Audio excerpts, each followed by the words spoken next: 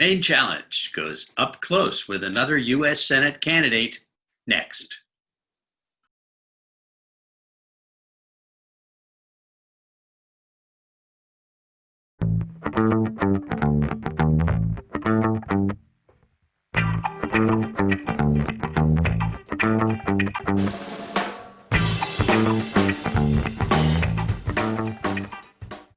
Hello, and welcome to Maine Challenge.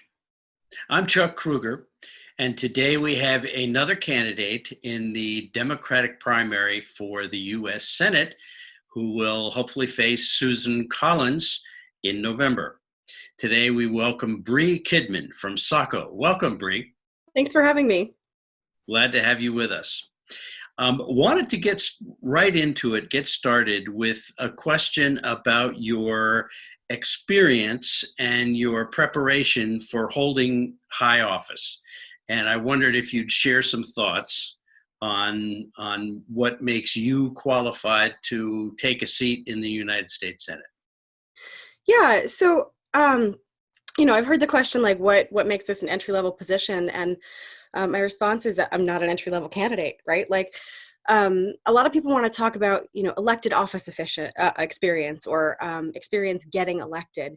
And I think overall, American government at this point in time has put too much emphasis on the process of getting elected and on the process of being a candidate, and not enough emphasis on what you'll actually do while you're serving. To serve in the United States Senate. I've been cum laude. I've been practicing for a few years. While I was in law school, I did a policy fellowship at the National Center for Transgender Equality, where I worked in federal policy. I also worked on state policy at Maine's Permanent Commission on the Status of Women. And so, I don't have any elected office experience, which is something that I should have led with, right? So I don't have any experience getting elected. And I also don't see that as a drawback because I haven't participated in this process in a way that compromises my values. I think, we'll get into more of this later, but one of the central tenets of why I'm running is that I think the process that we're using is not effective to select people who will serve well. And so I've had an opportunity with this campaign to run a campaign the way that I think a campaign should be run, and that centers my values, and to focus on what I would do if I would serve, to focus on kind of brushing up on policy areas where I've been weak, and to spend time kind of focusing on the service aspects of public service, as opposed to, fundraising, advertising, all of those things that don't really have anything to do with being a senator. Good point. Where did you go to law school, and where was your policy experience? So I went to the University of Maine School of Law. Had a great time there. It was a really, really good experience for me. And my policy experience was at the National Center for Transgender Equality in Washington, D.C. in 2015. I worked there as a law fellow. And then in 2014, I was at Maine's Permanent Commission on the Status of Women. Very interesting. And how do you feel about the upcoming election? I think some people have gotten the word now that the primary has been rescheduled from June to July 14th, Tuesday, July 14th. I'll repeat that about 200 times. But July 14th, we are having a primary in which you will be participating with two other candidates, Sarah Gideon and Betsy Sweet, in the Democratic primary. And the winner of that will face Susan Collins. How do you feel about the rescheduling of the election? And also, how do you feel about election or voting by mail? So, to be completely honest, I'm a little nervous. I'm a little nervous that July 14th is too soon. As much as I would love to be ready to be done in June and to get on to November and start really like hammering away at the next phase of this process, I think COVID-19 has complicated everything. That's a truism, right? And I don't it's safe to gather in the numbers necessary to do poll work. I also have concerns about The people who wind up volunteering to do polls are often people who are especially vulnerable to this virus. And so I'm concerned about our ability to have staffed and operational polling places. I would love to see, most of this election happen by mail, but that has its own concerns, especially where the postal service is in such jeopardy right now. Like, I'm worried that we're not going to be able to get ballots out to people in time. I'm worried that we're not going to get ballots back in time. I think this election presents a lot of challenges, and I'm hopeful that those challenges will become opportunities to kind of sort this out before November, because awful as it is to say this, I don't necessarily believe we're going to be free and clear of this virus by then. Yeah. Well, I served as I think I told you, I served 4 terms in the Maine legislature. And as such, I got to know and work with Matt Dunlap, our Secretary of State, and that office. And I would tell you and tell our viewers that I have great confidence in that office to do a very good job. That said, I would be crazy not to have some concerns about how it's all going to work too. But I'm interested to know how our candidates feel about the upcoming election, because it's so different. How do you see yourself campaigning in this primary season? So my campaign has been different from the beginning, right? Like, even before COVID, we were doing something completely different than other campaigns in this primary. I got into this race. Part of why I got into this race was a concern that raising money for election and for re-election was driving our policy in a way that just wasn't responsive to the needs of everyday people. So rather than try and participate in that system where I'm scrambling to raise as much money as possible and spend as much money as possible on advertising and on donor lists and on things that don't really do any good for anyone, I said, what would it look like if we tried to do something different? So, I didn't realize that until I was a few weeks into it, because I started trying to fundraise, and it was complicated, but the short version is that I'd heard that this election was already decided. What I got from local organizations was, what are you doing? This is Sarah's race.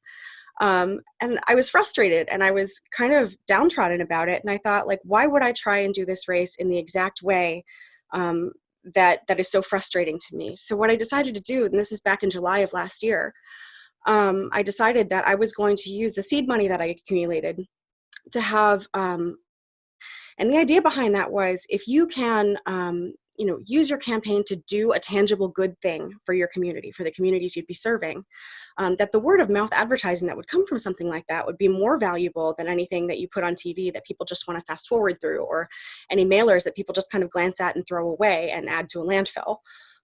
So the idea was to kind of use what resources we had to do as much good as possible in Maine, and see what that does for the process, because everybody wants to get money out of politics, but you don't really see anyone doing anything about it. Obviously that shifted with COVID. And so we were faced with a situation where it was just the point where we were about to start having these fundraising events, and all of a sudden everyone was on lockdown. So that first week, I started getting a lot of emails from organizations that I've been involved with from my advocacy and activism over the last few years. And these organizations were putting together mutual aid projects where they were, getting out into the communities and helping people who had an immediate need. And so I said, okay, that's what the campaign's going to do.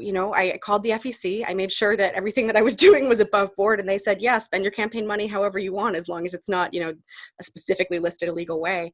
I said, okay. So I started buying groceries for people, going out into the community and buying groceries for people who either couldn't afford groceries or couldn't leave the house because they're immunocompromised.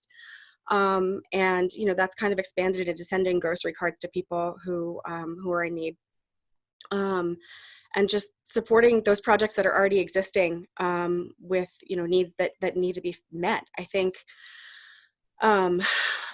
it's hard because we've spent over half of our campaign funds on mutual aid projects, but that's a drop in the bucket. It's barely a drop in the bucket. It's a microscopic spot in the bucket compared to what these other candidates could do if they put the same or even a fraction of those resources towards this effort.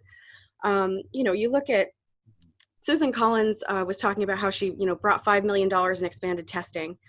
Well, that's less than half of what was spent on advertising alone in the last quarter.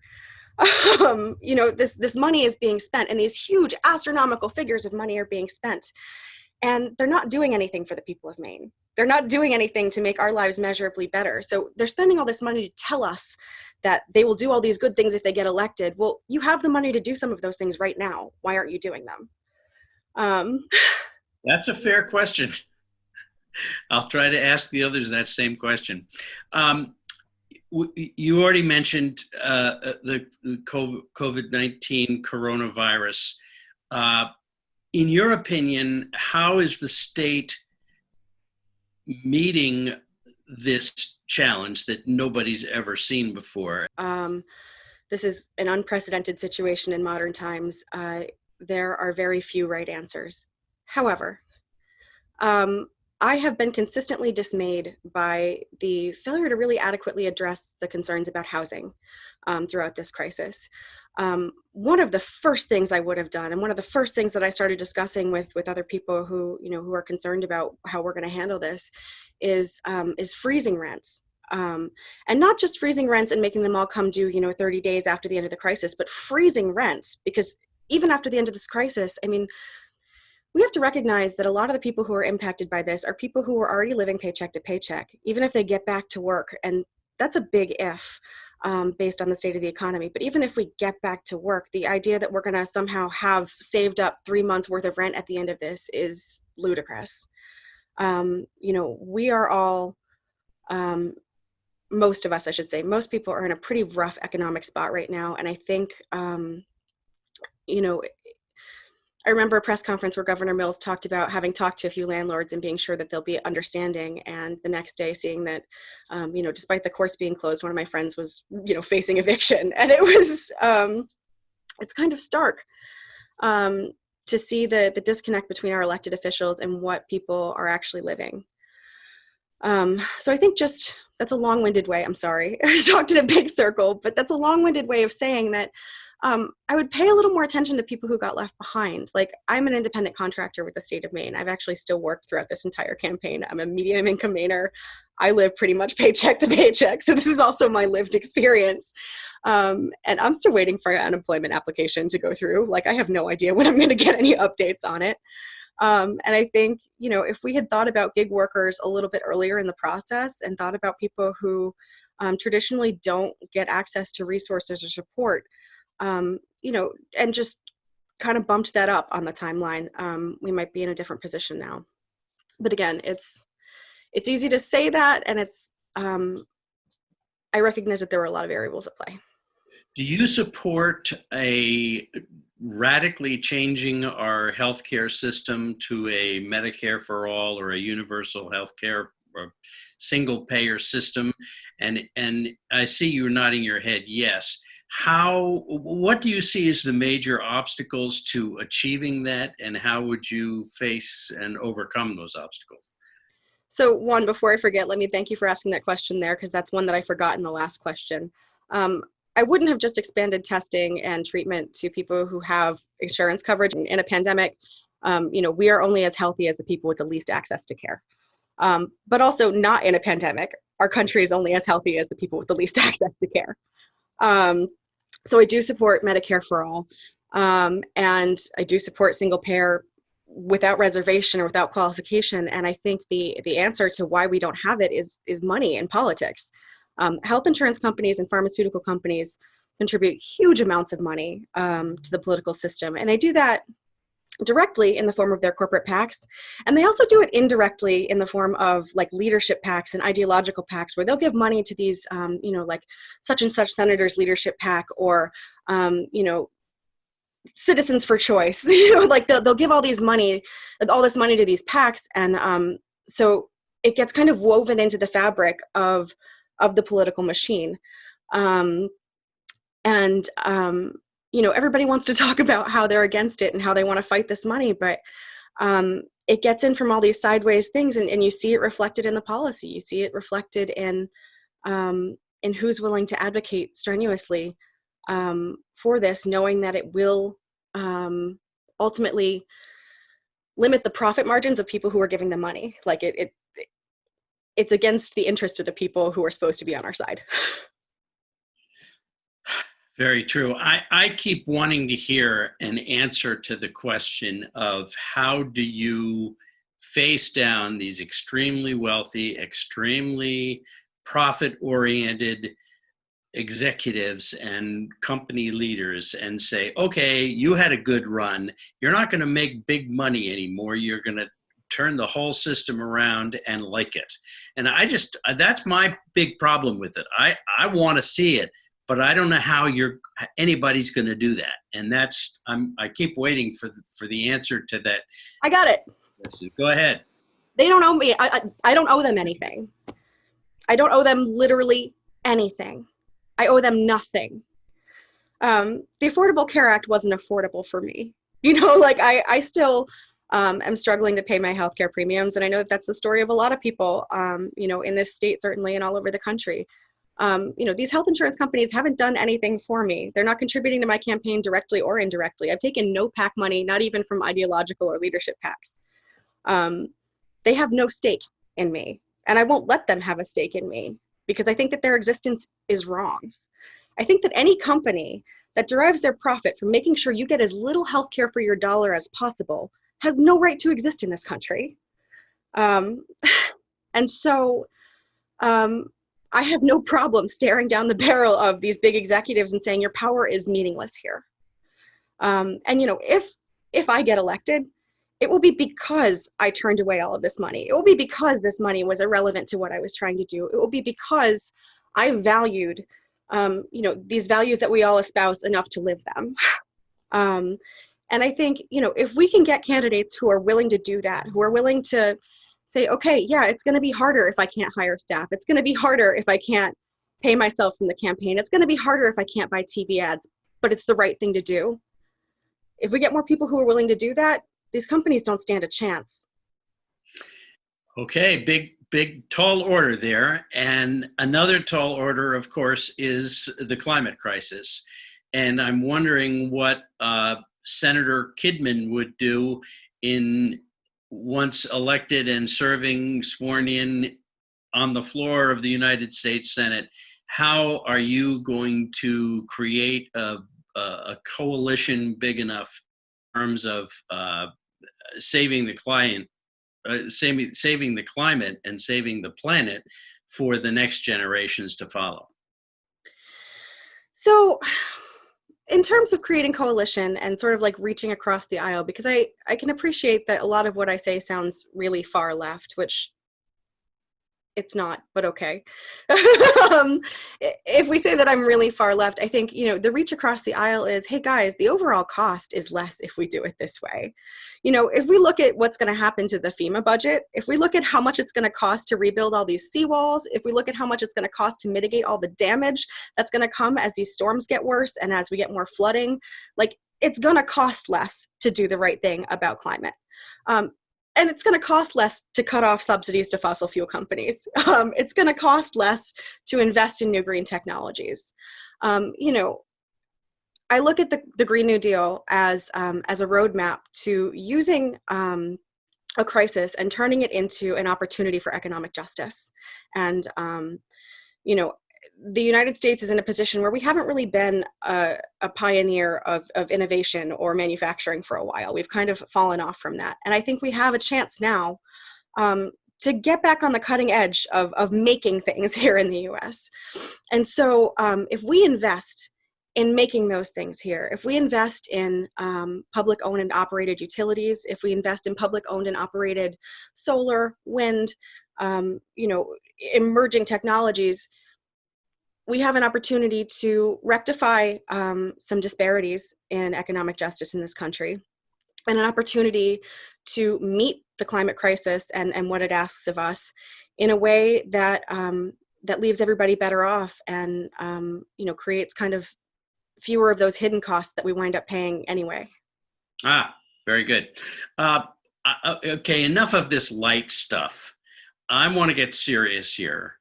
I've seen in looking at some of your material, I see this recurring theme of that bee that's over your left shoulder. And I want to know, what's the deal with the bee?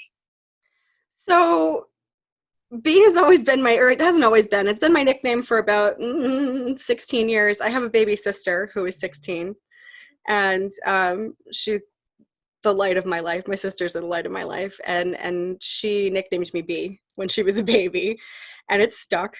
And you know how everybody, I don't know if you have an internal monologue. I recently learned that not everybody does. But in my internal monologue, I call myself BK. I've always called myself BK. And that was my performance art name. You know, as a performance artist in Portland, I always called myself BK. When I graduated law school, it became BK Esquire. So, you know, the people closest to me have always called me B, and I have like all these little kind of B motif things around and about my life. And when your sister has children, they can call you Aunt B. Yeah, I'm actually, so my other sister has a small baby, and we're trying to get her to say auntie. It's, yeah. I want to talk a little bit to lighten up again. I wanted to talk a little bit about Social Security. And I never gave much thought to it. I was self-employed almost my entire career, and I never gave a whole lot of thought to it. I definitely give a lot of thought to it now, and I'm wondering if you have some ideas or some solutions as to how we're going to make Social Security vibrant and safe and have a healthy future for when you're ready to retire and for the rest of the next following generations. If you have any solutions for the challenges that are facing Social Security. Yeah, I think the biggest one is getting rid of the cap. I mean, I don't know why I'm blanking right now on what the cap is. I want to say it's 150,000 a year, or maybe it's 300,000 a year. No, I think it's 137.7. 137.70. Thank you. There's a lot of numbers swirling around up here. But so the cap is, you know, slightly above middle class incomes. And we have people who are making, you know, millions and tens of millions and hundreds of millions and billions of dollars who aren't paying in any more than, you know, people who are making just above middle class income. And that's wrong. I mean, you know, at the end of the day, government's fine because we share resources. Is there a legislative solution? And how would you get there as a senator? So I listened to Jared Golden talk about this a few months ago, and I'm trying to recall, because he said a lot of things that I really liked, and they had been working in the House about what they were going to do about the cap. You know, whether they were going to move it up or how they would adjust it. And so, I mean, I think, you know, the legislative solution is fighting for an elimination of the cap. I support a complete elimination of the cap. You know, just keep it proportional all the way up. And that's what I think the best solution is. You know, I think also, you know, you have to look at it holistically, right? All of these things kind of interact with each other. So if we have Medicare for all and healthcare costs because we're taxing corporations appropriately, and we have the tax revenues because we're taxing billionaires appropriately, you know, I think a lot of these kind of far left solutions bring more revenue into the system and make us better able to address the needs of our people. And Social Security is certainly something that I count among those. But I think, you know, as far as things that directly relate to Social Security and directly correlate with kind of its liquidity and its ability to pay out, I think the cap is the biggest one. Very good. We're sort of wrapping up here, but briefly, how would you delineate the key differences between you and the other candidates in the primary, but also in the general election in November? Yeah, the biggest one is I'm doing the thing that everybody is talking about. Like, everybody in this race has talked about how there's too much money in politics. I'm the only one who's not doing it. I haven't bought ads, save one-page ad in the Maine People's Alliance booklet. I haven't bought any digital ads. I haven't bought any print ads. I haven't bought any TV ads.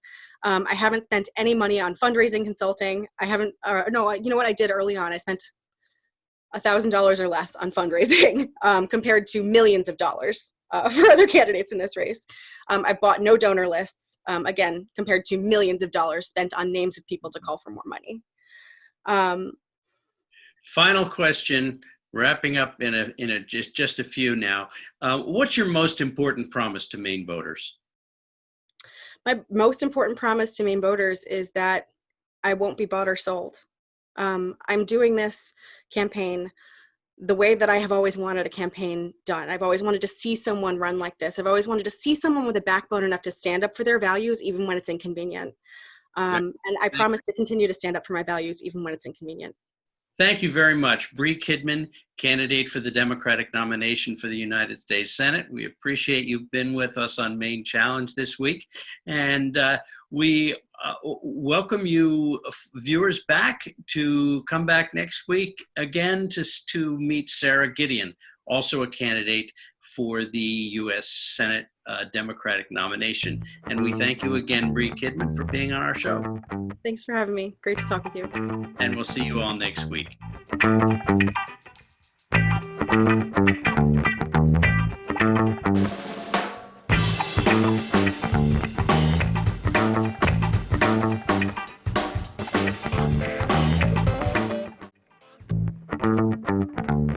Show your support for Maine Challenge and LCTV's programming. We're all about community. Please go to lctv.org to make a contribution. Your support makes us stronger together.